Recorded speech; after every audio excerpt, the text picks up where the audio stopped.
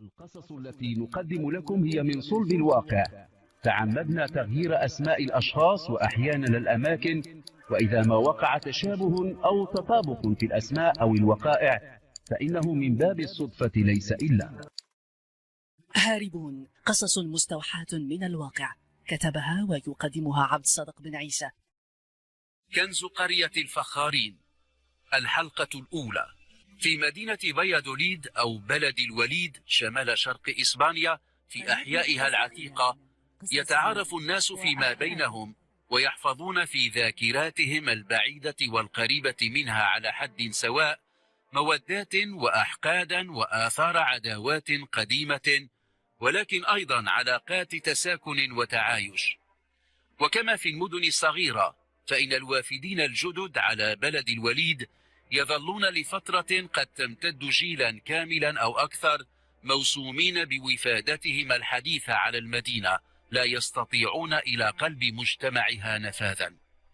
يسري كل ذلك على عائلة رودريغيز التي استقرت في بلد الوليد قبل 8 سنين. نحن في العام 96 900 وألف. مع أنطونيو وزوجته ألما اللذين لم يكن لديهما أبناء، كانت تسكن والدة ألما وهي امرأة على مشارف عقدها السابع. لم يكن هناك في الظاهر على الأقل ما يجعل عائلة رودريغيز تختلف عن عائلات كثيرة تسكن حي باريو إسبانيا سوى وفادتها الحديثة على بلد الوليد. خلف باب ذلك المنزل المتكون من طابق أرضي سقفه من قرميد في طريق كي تيرا ديل بان، تحدث أمور في الحياة اليومية لهذه الأسرة التي جاءت إلى بلد الوليد من ساراغوسا أو ساراقسطا، حيث كان أنطونيو يعمل في مخبزة هناك. الأكثر فضولا من بين جيران عائلة رودريغيز لاحظوا سريعا أن لا أحد يعمل من بين أفراد تلك العائلة. وكان لافتا للانتباه أن أنطونيو غير سيارته مرتين على الأقل على مدى السنوات 8 التي انقضت على استقراره مع زوجته وحماته في ذلك المنزل المتكون من 3 غرف تنفتح كلها على بهو كبير يتخذ مكانا للأكل. لم يكن أنطونيو يكثر من مخالطة الجيران، يكتفي بإلقاء التحية بصوت يكاد لا يسمع ثم يواصل طريقه. أما زوجته ألما فكانت تخرج من منزلها مرتين في الأسبوع وتذهب مع زوجها إلى وسط المدينة. لا أحد يدري ما وراء ذلك التنقل الأسبوعي المنتظم إلى مركز بلد الوليد. حين يغادر أنطونيو وألما لا يبقى في المنزل سوى العجوز باكا أم ألما. لاحظ فضوليون من طريق كي تيرا ديل بان أن باكا منذ فترة صارت كلما ذهبت ألما وزوجها إلى وسط المدينة تستقبل في البيت امرأة تكاد تكون في مثل عمرها. تمضيان ساعات ثم تشاهد تلك المرأة التي تسكن نفس باريو إسبانيا ولكن في الجانب الآخر من الحي وهي تغادر المنزل. قالت نسوة من جارات عائلة رودريغيز إن تلك المرأة معروفة بتعاطيها السحر، وإن في ترددها على منزل عائلة رودريغيز ما يبعث على الاعتقاد بأن العجوز باكا حماة أنطونيو تعد لأمر ما.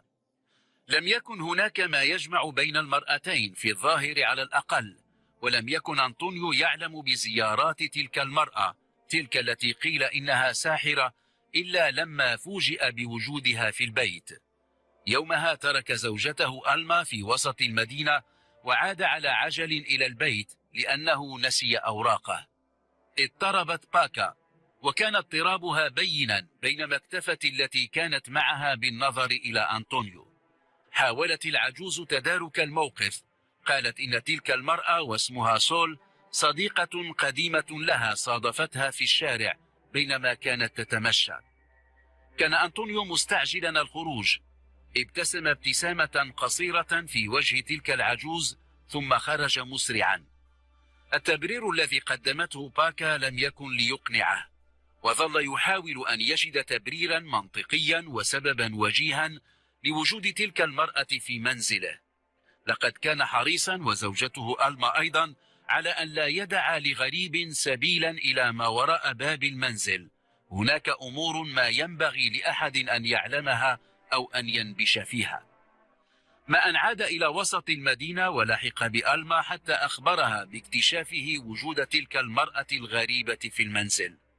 لقد صار يشك في أن حماته تفتح الأبواب للغرباء، بينما هي تعلم جيدا أنه محرم عليها ذلك، وأن ذلك في صلب الميثاق الذي يلتزم به الثلاثة منذ رحيلهم عن سرقسطة. وقبل أن يصدر أي حكم قرر أن يراقب الذي يحدث بعد أن يغادر مع زوجته. يريد أن يعلم كل شيء عن حقيقة العلاقة التي تقيمها حماته مع تلك المرأة التي قالت إن اسمها سول. أسبوعا بعد أن اكتشف وجود تلك المرأة خرج مع زوجته إلى وجهتهما وسط المدينة، ولم تكن باكا تتوقع أن يعودا سريعا، ولعلها حدثت نفسها بأن العودة المباغتة لأنطونيو الأسبوع الماضي مما لن يتكرر. ولكن أنطونيو عاد ومرة أخرى باغتها، ومعها تلك التي قالت إنها صديقتها القديمة. اكتفى بإلقاء تحية عابرة وتظاهر بأنه أخذ أغراضا له من غرفته ثم خرج. يومها لم يكن ملتزما بالعودة إلى زوجته، ولذلك قرر أن يركن سيارته بعيدا وأن يراقب باب منزله حتى إذا ما خرجت تلك العجوز سول تبعها. كان عليه أن ينتظر نحو ساعة ونصف الساعة، ثم رأى سول تغادر. رآها تلتفت يمينا ويسارا قبل أن تنطلق بخطى حثيثة. تبعها وهو يحرص على أن لا تنتبه إليه.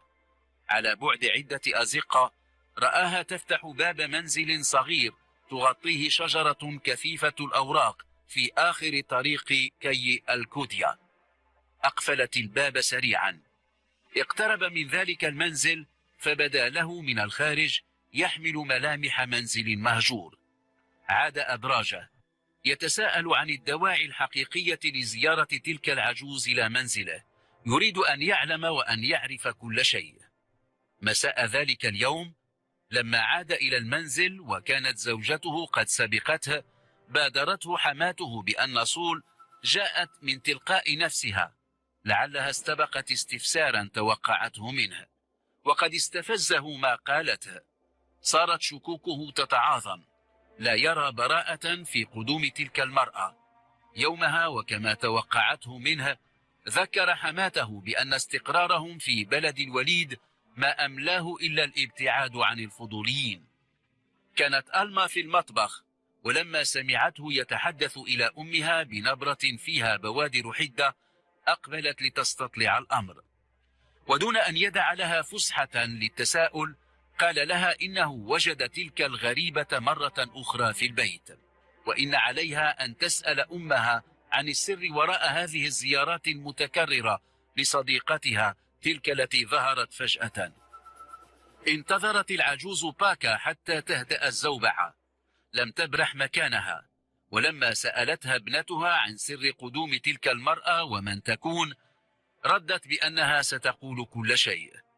اقتربت ألما أكثر بينما ظل أنطونيو واقفا مكانه. أطرقت العجوز لعدة دقائق، ولما لمست عودة الهدوء قالت إنها تعرف تلك المرأة منذ سنوات، وإنها أتت مثلهم من سرقسطة لتستقر في بلد الوليد. صمتت العجوز ثواني وهي تتأمل وجهي أنطونيو وألما مستكشفة مدى تجاوبهما، ثم استأنفت بوحها. قالت إن سول عرافة تجيد حرفتها، وإنها التجأت إليها حتى تعمل لهم عملا يحصن بيتهم ويحصنهم. قالت وهي تغالب غصة اعترتها إنها تعلم أنهم جميعهم ملاحقون، وإذا كانوا الآن بعيدين عن سرقسطة فإن في بلد الوليد غير قليل من الحساد والفضوليين والمتعجبين ومن عيون وآذان. وبنبرة الواثقة المصدقة قالت إن العرافة سول أخبرتها بأن الخبيئة لا تزال في أمان، ولكن ينبغي الإسراع بتحصينها. قاطعها أنطونيو: وهل أخبرتك بمكان وجود الخبيئة؟ لا. في ردها القطعي ذاك ما أوحى لأنطونيو بأن تلك العرافة التي زعمت باكا حماته أنها تعرفها منذ سنين بعيدة إنما تريد أن تعرف المكان الذي أودعت فيه، وإنها ربما تعمل لحساب جهة ما. صار ينتابه القلق من هذا التسلل إلى عقر الدار الذي لم يرغب فيه يوما. ثم إن العجوز باكا ربما نالها شيء من الخرف، وربما باحت من حيث لا تدري بما ينبغي أن يظل منكتما. لكن ما الذي يخشاه أنطونيو؟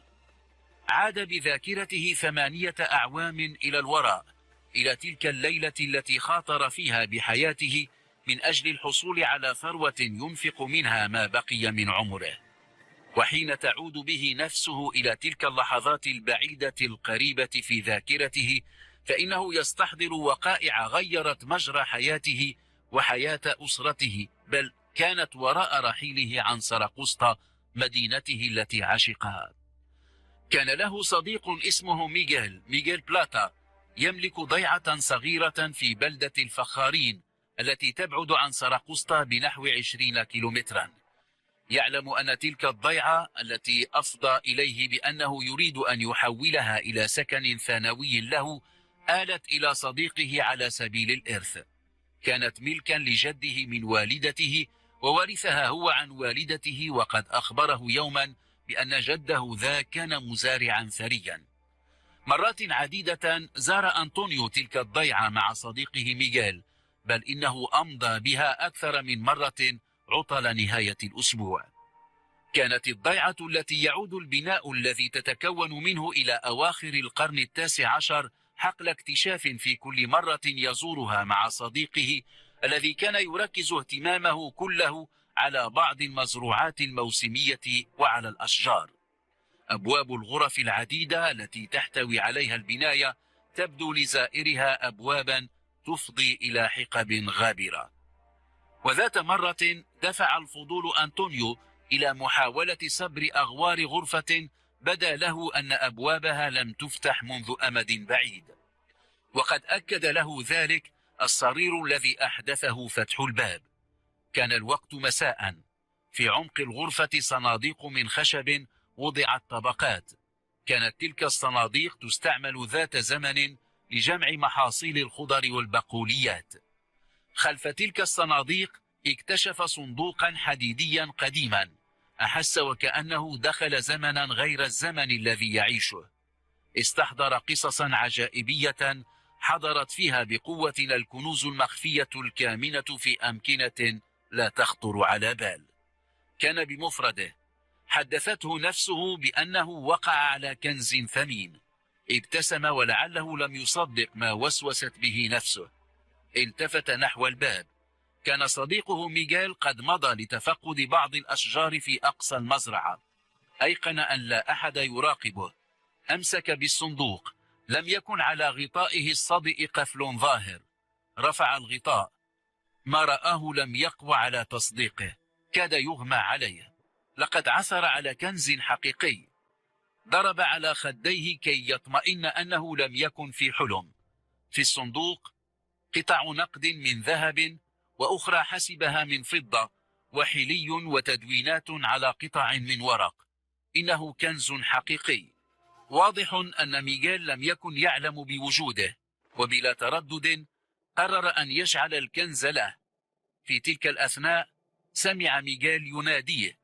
أعاد الصندوق حيث كان، وخرج إلى صديقه أخبره بأن عليهما أن يعودا إلى سرقسطة.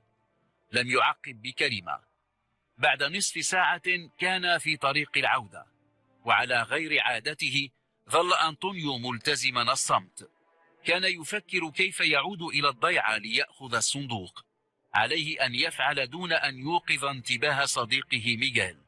عليه أن يوفر سيارة وأن يحصل على مفاتيح الضيعة. في كل الأحوال لا يريد أن يتسور ويبدو مثل لصوص آخر الليل. كانت السيارة تسرع، ومعها الأشجار الواقفة على جانبي الطريق، وتلك التي تتسلق الروابي منتظمة أحيانا وبغير نظام أخرى. كانت الأفكار تمر سريعا في مخيلته. لقد استحوذ الكنز على فكره وعقله. ثم أخرجه من شروده صوت ميغيل وهو يعالج منعرجا: ما رأيك إن جعلت من الضيعة مأوى سياحيا؟ ابتلع أنطونيو ما تجمع في فمه من ريق ورد بأنها فكرة جيدة، ولكن ينبغي أن تسبقها دراسة دقيقة. صمت ثم أردف أن الأمر سيتطلب استثمار غير قليل من المال، وبنبرة الناصح الأمين أضاف أنه من غير المعقول أن تذهب تلك الاستثمارات سدى. قال ميغيل وهو يسترق نظرة في المرآة العاكسة: أوافقك الرأي عزيزي أنطونيو، ينبغي أن تكون كل خطوة محسوبة بدقة، ولكن اطمئن، لقد فكرت مليا في هذا المشروع، وأظن أنني سأكون السباق، وسترى لن تلبث بلدة الفخارين أن تتحول إلى منتجع سياحي حقيقي. ضحك وربت على كتف أنطونيو وهو يقول: ستكون الخباز. ابتسم أنطونيو، كان خياله يريه الكنز المتواري في تلك الغرفة المنسية، وكان يحدث نفسه بأن صفة الخباز ستصير قريبا ملكا للماضي. الحلقة الثانية والأخيرة. كان أنطونيو شارد الذهن لما توقفت السيارة. لحظتها فقط انتبه إلى أن ميغيل صديقه أبلغه حتى باب منزله. نزل ودعه وعاد إلى شروده. كانت زوجته ألما منهمكة في إعداد العشاء. حماته باكا مركزة كل اهتمامها على شاشة التلفزيون تتابع مسلسلا يستمر منذ أمد بعيد، بينما يداها تنسجان من كرتي صوف بيضاء وحمراء. ليس في الأمر ما يخرج عن المألوف. قصد إلى غرفته، وقبل أن يفتح الباب جاءه من المطبخ صوت ألما تسأله إن كان قضى أوقاتا طيبة مع ميغيل. أجابها بأنها كانت أوقاتا ممتعة، ثم دخل الغرفة. استلقى على الفراش وعاد بتفكيره إلى ذلك الكنز المتواري في تلك الغرفة المهجورة في ضيعة ميغيل ببلدة الفخارين. تذكر أن عليه أن يذهب إلى العمل في حدود منتصف الليل، ثم عاد ليفكر في الكنز. يسأل نفسه عن السبيل إلى مفاتيح الضيعة. يرى أن الأفضل أن يدخلها من بابها، وأن يحمل الصندوق ويضعه في السيارة التي عليه أن يتدبر توفيرها، ثم يبحث عن مكان آمن يضع فيه الكنز. يحدث نفسه يقول إن كل شيء ينبغي أن يبقى طي الكتمان. القطع النقدية والفضية كثيرة، لا يعرف قيمتها على وجه التحديد. سيكون عليه أن يتعامل مع خبير وأن لا يظهر كل ما سيكون لديه. أعدت ألما مائدة العشاء، وصادف ذلك نهاية حلقة ذلك اليوم من المسلسل الذي تتابعه العجوز باكا. فتحت باب غرفة النوم وأخبرته بأن المائدة جاهزة. ود لو أنها لم تخرجه مما كان فيه.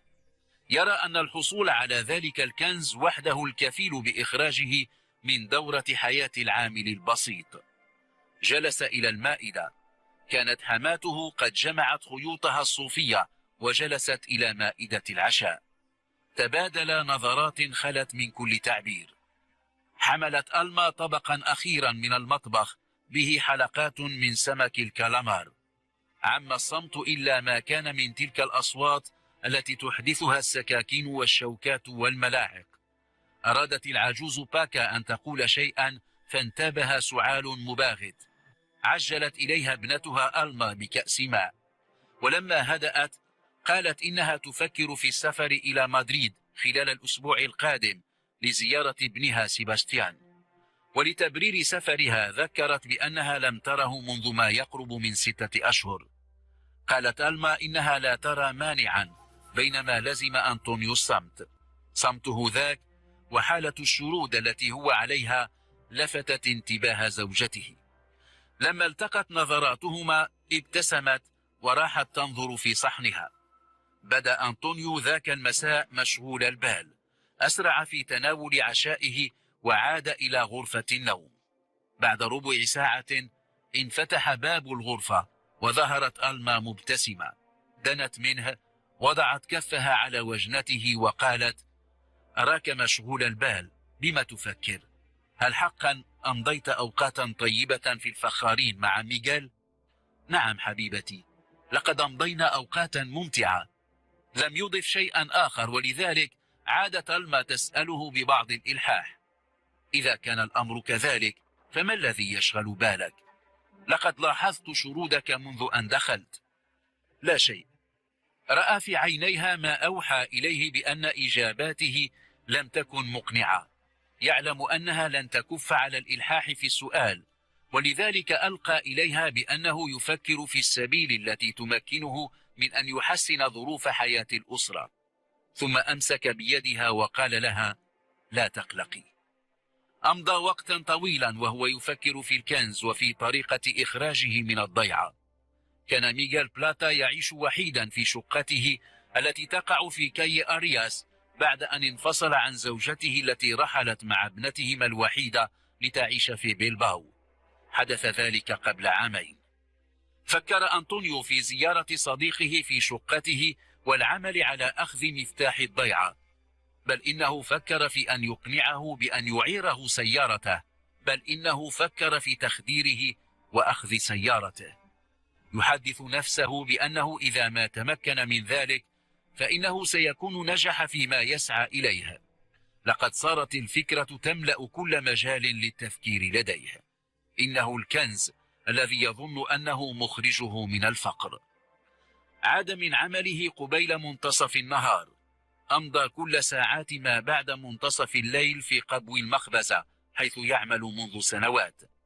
كانت ألما خارج البيت وحسب أنها ذهبت إلى السوق. حماته باكا في نفس كرسيها تحدق في شاشة التلفزيون، وعند قدميها كرة خيوط الصوف. يداها تنسجان بشكل آلي. ألقى بالتحية ومضى إلى غرفة النوم. كان يريد أن ينام بضع ساعات إلى حدود 6 أو 7 مساء ليذهب إلى منزل ميغيل. كان اليوم يوم خميس، ويعلم أنه لن يستطيع أن يستعير منه سيارته خلال عطلة نهاية الأسبوع. لم يستطع النوم. عادت ألما من السوق وأخبرتها أمها بأن أنطونيو عاد من العمل وأنه في غرفته. فتحت الباب فرأته مستيقظا شارد الذهن كما رأته بالأمس. لم يعد لديها شك في أنه يفكر في أمر ذي أهمية. في المساء أخبرها بأنه ذاهب إلى صديقه ميغيل، ثم خرج، ولم يكن معتادا على الخروج في مثل تلك الأوقات إلا أن يكون في عطلة. قرع أنطونيو جرس شقة صديقه، وقد فاجأه بأن فتح الباب فورا. صافحه بحرارة وقال له: لقد وصلت لتوي. دخل إلى الصالون. أحضر ميغيل بضع حلويات وقنينة عصير، ثم استأذن صديقه في دخول غرفته لتغيير ملابسه. رأى أنطونيو أنها فرصته التي قد لا تتاح له مرة أخرى. أخرج من جيب قميصه قرصا مخدرا وألقى به في كأس صديقه وصب عليه من قنينة العصير. يعلم أن القرص المخدر سريع المفعول، ويظن أن صاحبه سيظل نائما الوقت الكافي للذهاب إلى بلدة الفخارين وإخراج الكنز وتأمينه. لن يتذكر أي شيء. حسب أنطونيو أنه وضع الخطة التي لا تشوبها شائبة. خرج ميغيل من غرفته وقد ارتدى لباس النوم. ناوله أنطونيو كأس العصير وتناول كأسه. أخذ ميغيل حلوى ثم ثانية وشرب كأس العصير. كانا يتحدثان عن ذكريات بعيدة لما بدأ ميغيل يغالب النوم، وما لبث أن نام. مدده أنطونيو على الكنبة ثم بدأ يبحث عن مفاتيح الضيعة. أخذ مفتاح السيارة وفي درج المكتب وجد ضالته. تسلل مسرعا، ذهب إلى السيارة وانطلق إلى الفخارين. فتح الباب الكبير وأدخل سيارته. كان منتشيا، يقول إن رآه أحد فسيظن أنه ميغيل. قصد إلى الغرفة حيث اكتشف ذلك الكنز خلف الصناديق الخشبية. لا شيء تغير، كل شيء مكانه كما تركه بالأمس.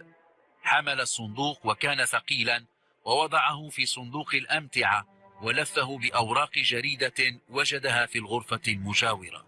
سريعا انطلق عائدا، مضى إلى سكنه. هناك في دولاب الملابس أخفى الصندوق. كانت امرأته نائمة، كذلك حسبها فقد سمعها تغط. خرج مسرعا وتوجه إلى منزل ميغيل. وجده نائما كما تركه، لم يقترب منه، بل مضى إلى مكتبه وأعاد مفاتيح الضيعة ومفاتيح السيارة حيث كانت. أراد أن يطمئن على صاحبه، ناداه فلم يسمع منه ردا، حركه فلم يستيقظ. ثم إنه اقترب منه وانتبه إلى أن ميغيل لا يتنفس. أمسك بمعصمه وسريعا استنتج أن الرجل فارق الحياة. أخذ الكأس التي دس فيها القرص المنوم وغسلها، ثم ملأها إلى النصف ولفها بمنديل ورقي كما كانت. تركه حيث هو وخرج. ابتعد عن المكان سيرا على الأقدام، ثم استوقف سيارة أجرة وعاد إلى منزله. تسلل إلى غرفة النوم، ولكن ألما كانت مستيقظة. ابتسمت ابتسامة ساخرة وقالت: ظننت أنني نائمة، ليس كذلك؟ وهل كنت مستيقظة؟ نعم، ورأيت كل شيء. ما ذلك الصندوق الحديدي الذي أودعته الدولاب؟ لا تستعجل الأمور، سوف أخبرك بكل شيء. ينبغي أن يظل كل ذلك سرا، وإلا فإننا سنخسر كل شيء. سأخبرك غدا بعد أن أعود من العمل.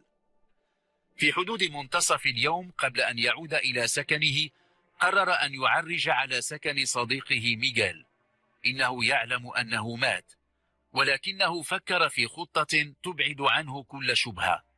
ذهب يطرق بابه، وتعمد أن يطرقه بقوة. خرج سكان من الشقق المجاورة. قال لهم إنه جاء عند صديقه ميغيل، ولكنه لم يفتح. زعم أنه كان على موعد معه وأنه قلق. تم إبلاغ الشرطة. حضر شرطيان كانا في دورية تمر غير بعيد. طرق الباب مرات متكررة، ولما لم يفتح قام بكسر القفل وفتحه. في الصالون، وهو أول ما يصادف بعد البهو، كان ميغيل بلاتا ممددا على الكنبة، وعلى المائدة قنينة عصير وكأسان أحدهما نصف ممتلئ.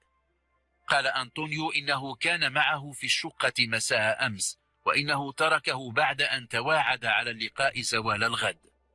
أحضرت سيارة إسعاف وحملت الجثة. رأى أنطونيو المسعفين يحملونها على نقالة. أخفى عينيه بكفه وتظاهر بالبكاء. استمعت الشرطة إلى روايته، وكان بين من شيعوا ميغيل بلاتا إلى قبره بعد قداس في الكنيسة. كان أنطونيو قد أخبر زوجته بكل شيء، وأطلعها على الكنز، وطلب منها ألا تخبر أحدا بذلك. بضعة أسابيع بعد وفاة ميغيل، التي أثبت التشريح الطبي أنها نتجت عن مفعول مادة مخدرة تناولها، وبينما مال التحقيق إلى ترجيح فرضية الانتحار، قرر أنطونيو رودريغيز وزوجته ألما الانتقال للعيش في بلد الوليد. وانتقلت معهما باكا، التي يفترض أنطونيو أنها لا تعرف شيئا عن الكنز. مرتين كل أسبوع تنزل ألما إلى وسط بلد الوليد، تحمل قطعا نقدية ذهبية تبيعها في السوق السوداء، وتعود بما يكفي من المال للإنفاق على حياة الأسرة. كان أنطونيو يلح على أن لا تظهر عليهم علامات الثراء، وكان ذلك من الأسباب التي جعلته يختار السكن في باريو إسبانيا حيث البسطاء. ولكن ما لم يتوقعه أنطونيو ولا زوجته ألما التي صارت شريكة له، أن الشخص الذي كان يبيعانه على دفعات تلك القطع النقدية الذهبية ولم يكونا يقدران قيمتها التاريخية وقع في قبضة الشرطة. وبدأ التحقيق لمعرفة مصدر تلك القطع النقدية الثمينة التي كانت تدر على عائلة رودريغيز من المال ما يغني عن العمل. فضل المحققون تتبع الخيط المفضي إلى الكنز، وكذلك تم تجنيد العرافة سول التي اكتشفت أن العجوز باكا لم تكن تعلم بأمر الكنز، وإن كانت تساورها شكوك في مصدر الأموال التي تنفق منها ابنتها وزوجها. ووجد الباحثون أنفسهم أمام ضرورة التعامل مباشرة مع أنطونيو وألما التي تم اعتقالها، بينما كانت تسلم دفعة جديدة من 3 قطع نقدية ذهبية. كان توقيفها مدخلا لتفتيش سكنها. على مدى عدة أعوام كان الكنز مدفونا في غرفة النوم. اكتشفت الشرطة بداخله مجوهرات من ذهب وفضة وأحجار كريمة وكمية أخرى من القطع النقدية. كان على المحققين أن يتوصلوا إلى مصدر ذلك الصندوق.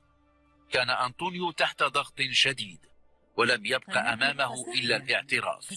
حكى قصة الكنز بكل تفاصيلها التي قادت إلى ضيعة الفخارين وإلى إعادة البحث في وفاة ميغيل بلاتا.